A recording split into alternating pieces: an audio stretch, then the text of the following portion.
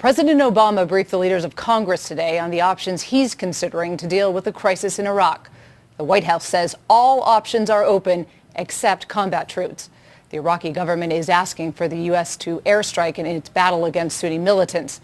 The president has made no decision on that, but a U.S. military operation in Iraq is underway in the sky. David Martin at the Pentagon begins our coverage. U.S. military aircraft, including warplanes from the USS Bush, are now flying round-the-clock surveillance missions over Iraq. At the same time, Joint Chiefs Chairman General Martin Dempsey told Congress Iraq has indeed asked for airstrikes against the insurgents who now control much of northern and western Iraq. We have a request from the Iraqi government for air power. You do? We do. But airstrikes have been put on hold, in part due to a lack of good enough intelligence to target insurgents without harming friendly Iraqi troops or innocent civilians. These forces are very much intermingled. It's not as easy as looking at an iPhone video of a convoy and then immediately striking it. To get better intelligence, the Pentagon is now planning to send about 100 Army Green Berets into Iraq to serve as American eyes and ears on the ground. The president has promised not to send U.S. troops back into combat in Iraq, so those Green Berets would not go into battle alongside Iraqi troops. But they would be armed, and as one military officer put it, there will be risk. Sharon? All right, thank you, David Martin at the Pentagon tonight. Today, armed American drones flew over Baghdad to protect U.S. troops sent by President Obama to assess Iraq's desperate situation. Islamic extremists have seized large sections of the north in a fight to establish a strict Islamic state in Iraq and Syria. They're threatening to attack Baghdad. We have two reports. First, David Martin at the Pentagon. David? Scott, now that American advisors are in Baghdad, they're joining up with Iraqi army units defending the city, and that could potentially expose them to combat. So the Pentagon has begun flying Predator drones armed with Hellfire missiles over Baghdad to provide air cover for the American advisors. Other aircraft, from high-flying Global Hawk drones to F-18 fighter jets, are flying about 30 reconnaissance missions a day over western and northern Iraq. But the armed drones are there to provide backup for the advisors. Under the command of Major General Dana Petard, the advisors' primary mission is to determine whether the Iraqi army can defend the capital. Insurgent fighters numbering in the thousands are moving toward Baghdad from both the north and the west, positioning themselves for what U.S. intelligence calls a multi-pronged assault, although there is no indication yet they have actually made the decision to attack. The Iraqi army has deployed units across the most likely avenues of approach, and U.S. intelligence believes these units can successfully defend Baghdad. But officials admit they were caught by surprise earlier this month when 4 divisions defending the northern city of Mosul broke and ran. If the president decides to launch airstrikes, those same American advisors could end up directing the strikes onto specific targets. David Martin at the Pentagon. David, thank you. Of helicopters and drone aircraft will be sent to Iraq. Pentagon spokesman Rear Admiral John Kirby said about 200 troops had already arrived in Iraq to reinforce security at the U.S. Embassy and Baghdad International Airport. He added that U.S. President Barack Obama has authorized the establishment of 2 Joint Operations Center and an assessment of how the U.S. can provide additional support to Iraq's security forces. Vice President, let me start with this. This is from one item in the Washington Post posted by Paul Waldman today. Quote, "There is not a single person in America who has been more wrong and more shamelessly dishonest on the topic of Iraq than Dick Cheney. And now as the cascade of misery and death and chaos he did so much to unleash rages anew, Mr. Cheney has the unadulterated gall to come before the country and tell us that it's all someone else's fault. The suggestion then is that you caused this mess, Mr. Vice President. What say you?" Well, obviously, I disagree. I think we went into Iraq for very good reasons. I think when we left office, we had a situation in Iraq that was very positive. We made major progress as a result of the decision President Bush made to go with a surge in 07 and 08. There had been a dramatic reduction in violence in the country.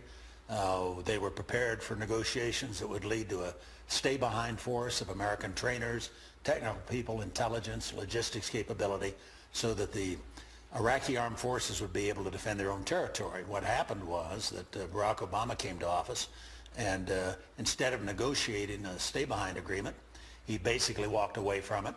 Not only did the combat forces leave, but all of the other forces left as well.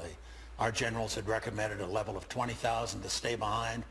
The White House said no and cut it ultimately to 3,000, and frankly that was inadequate to do the job. No agreement was ever reached, but the result was an Iraqi military that was unable to stand up to the terrorists when the ISIS came in from Syria a few days ago.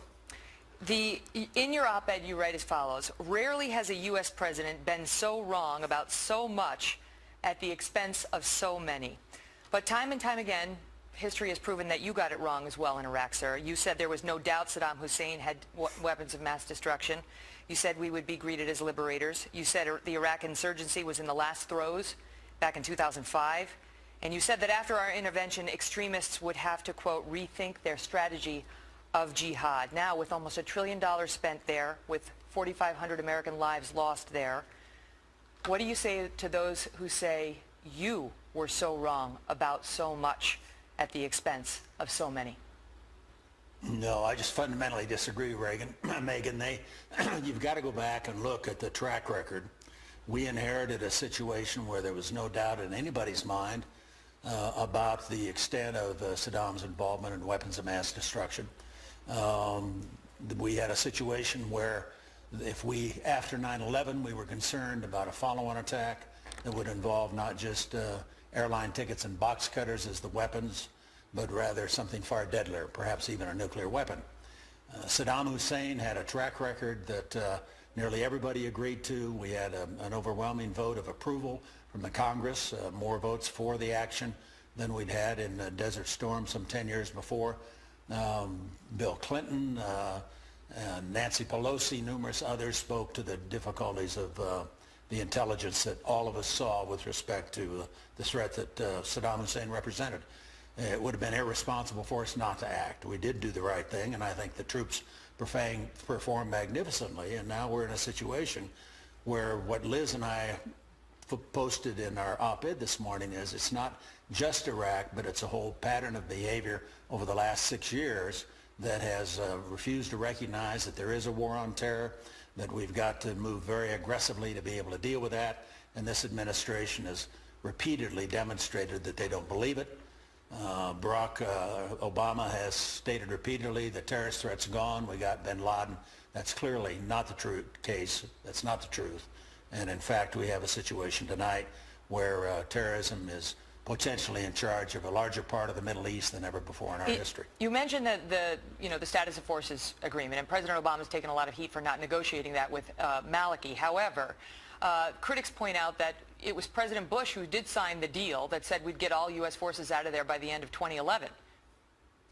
With a status forces agreement for a stay-behind force. And when the our current president sought to renegotiate that, al-Maliki didn't want it. That's what the president's defenders say, that he wanted to keep some stay-behind forces that would protect the gains our troops had made, but Maliki made it too tough.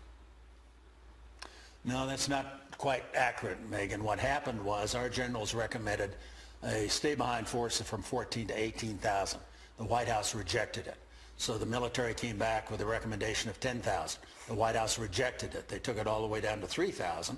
I think by the time they got to the level, the Iraqis looked at it and believed that we weren't serious, that Obama was absolutely committed to completely withdraw from Iraq, and they were unable to come to an agreement, but I think in part because the Iraqis didn't think he really wanted one, and he certainly didn't push it. We have agreements like that with 40 nations around the world. They should have been able to come to an agreement with the Iraqis, and I think that failure to do so is what has precipitated the current crisis. You know, there's no question. It's a culmination of a policy that's gone on for 6 years now, and he has not been willing to step forward and have the United States play a significant role in the world. Well, I want to ask you about that, because despite the fact that the Iraq war was so controversial in some of the items, in part because of the things we've been discussing, when the president came into office, President Obama and Vice President Joe Biden came into office, the vice president was celebratory about the situation in Iraq and said that it may be one of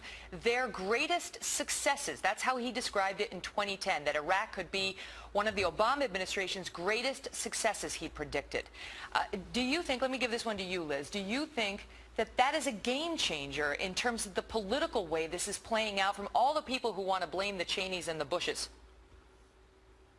Well, I think that what it demonstrates, Megan, is that there was agreement, there was unanimity when the president came into office that, in fact, Iraq was in a stable situation, that, in fact, the surge had been successful. President Obama also said, as a candidate in 2008, that the surge succeeded beyond his wildest dreams. So there's no question but that the situation was one where the president had a job, which was to negotiate a stay-behind agreement, to leave enough forces there so that we could provide the kind of intelligence the Iraqis needed, the kind of training they needed, the kind of assistance and support and planning that they needed to be able to maintain the gains that had been so hard-won by American forces. He wanted President it, he wanted didn't out. do that. He wanted now, out. Yeah, and there's no surprise, frankly, that there are a lot of people now who would like to say, well, let's blame, the Bush-Cheney administration for what happened. That's a pretty routine thing we hear from this administration. But your questions tonight, Megan, in large part demonstrate why we've decided to form this organization, the Alliance for a Strong America, because there's a lot out there that's being said, frankly, that is not true from this administration about the threat facing our country today. And we feel it's very important that people understand the threat that we face. And I want to give you a chance to respond to that. I mean, obviously, these are questions that are out there and that are being raised, and who better to respond to them than you? And I know that now you formed this group, and your group wants to reverse President Obama's policies, which I know you, Mr. Vice President, believe have endangered America's security. First, tell us why you think that, and tell us how you think, this nonprofit group can do anything to stop a president.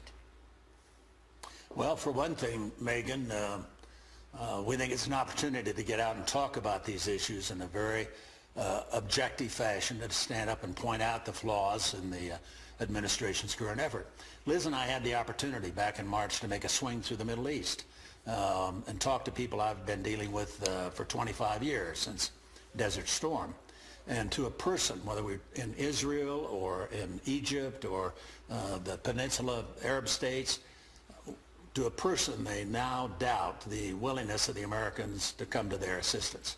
They don't trust us anymore. They were all very fearful that this president will not keep his word.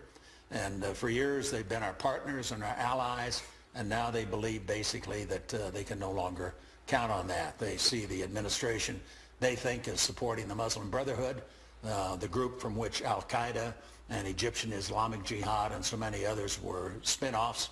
And tonight, if you look at the possibility, for example, that Barack Obama wants to work with the Iranians to get involved in Iraq, that's something that creates consternation and fear among all of our friends and allies in that part of the world who think Iran is as big an enemy as Al-Qaeda.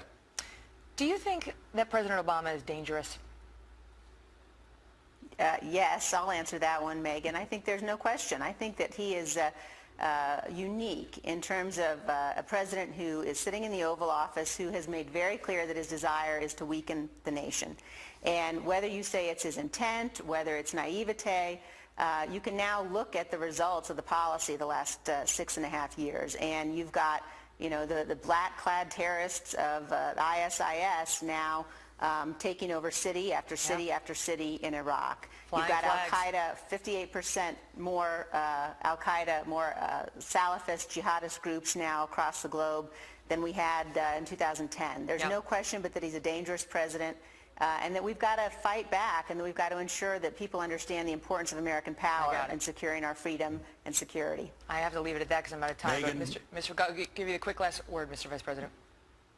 Last word, in the last 4 years, there has been a 58% increase in the number of jihadist groups around the world. That's according to a RAND Corporation study, came out 2 weeks ago. There's a dramatic increase in terrorism, a dramatic increase in their capability, and the president who refuses to recognize that there is such a thing as a war on terror. Thank you both so much. A new message posted on the internet from what's believed to be the Islamist group ISIL. In this audio recording, the militant group that's taken over a large swathe of Iraq and parts of Syria says it's established a caliphate or an Islamic state. Reuters can't independently confirm the content of the video, but here the flag of ISIL can be clearly identified. In another part of the video, militants can be seen literally bulldozing what's believed to be the Syria-Iraqi border.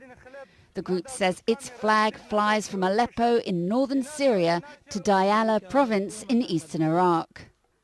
In the recording, ISIL says it's renamed itself the Islamist State and proclaimed this man, Abu Bakr al-Baghdadi, seen here in a US Department wanted poster, as its leader. An alleged spokesperson for the organization says he'll be known as Caliph Ibrahim, and that he's also the leader for Muslims everywhere. Gulf Arab states such as Saudi Arabia are likely to be alarmed by this open declaration that could pose a challenge to their leadership and power.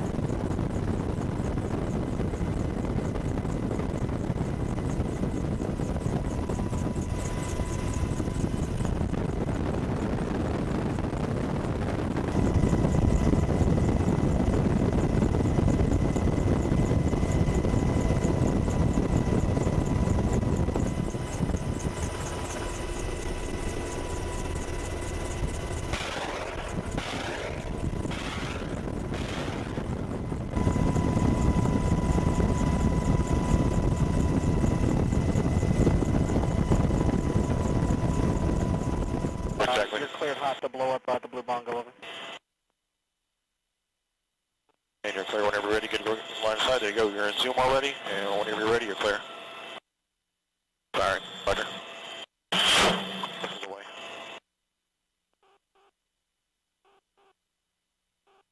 Good impact. Good impact. Target destroyed. Roger. Rolling.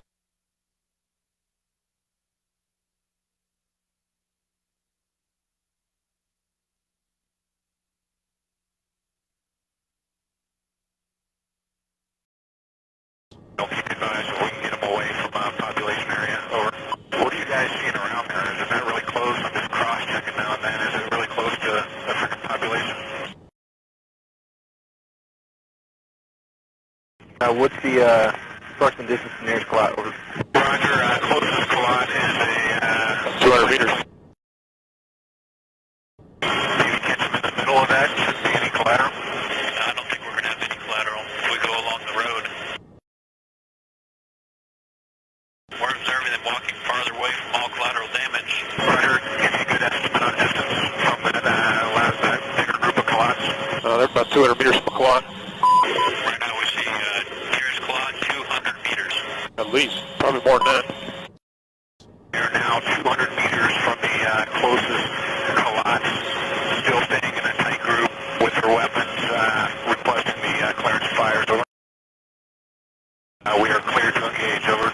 We'll follow that road inbound to reduce collateral damage. Be advised, we're going to get set up on a good inbound run to completely eliminate any collateral damage. Clear fire. Pause and gun, and fired. Shoot again. One more. 1, 2, 3, 4, 5, 6, 7 guys. 2 guys running down the water. Clear fire. Clear fire.